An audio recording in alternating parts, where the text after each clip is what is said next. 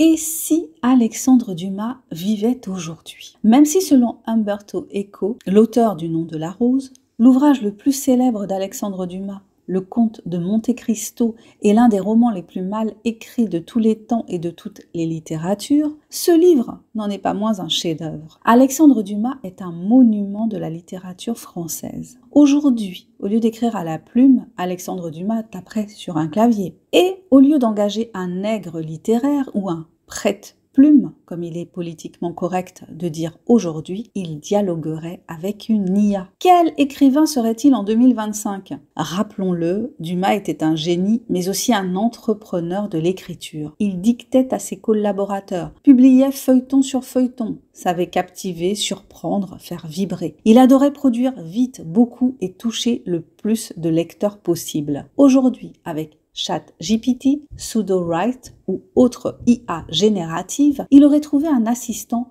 infatigable, un outil pour brainstormer des intrigues, structurer des chapitres, créer des personnages flamboyants à la chaîne. Imaginez la scène. Dis-moi, IA, donne-moi 10 façons de faire s'évader Edmond Dantès avec classe. Ou encore, aide-moi à adapter les 3 mousquetaires dans un univers cyberpunk. Un clic et hop, l'idée surgit. Dumas s'en empare, la retravaille, l'enflamme de son verbe. Mais attention, Dumas n'aurait pas été esclave de l'IA, il s'en serait servi comme d'un tremplin, car l'émotion, l'élan lyrique, l'art du rebondissement, ça, c'est humain. Dumas aurait transformé les propositions brutes en or narratif. Et puis, il aurait publié sur Wattpad, lancé une chaîne TikTok.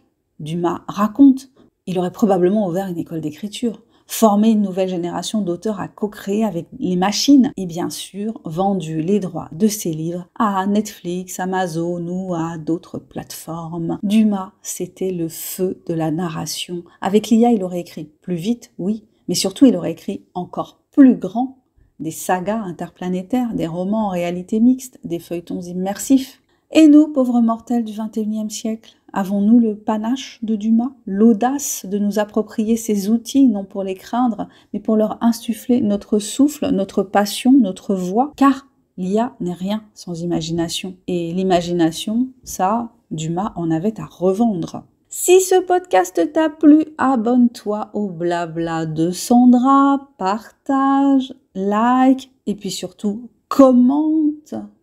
Participe, c'est toujours agréable d'avoir des retours. Je t'invite à aller faire un tour sur ma page Amazon pour découvrir mes romans et en particulier mon dernier bébé de papier qui s'appelle L'amour minimaliste, une romance autour du deuil, de la résilience et de la renaissance grâce à un nouvel amour, une romance pleine de tendresse, pleine de délicatesse et pleine de sensualité. Je te dis à bientôt pour un prochain partage.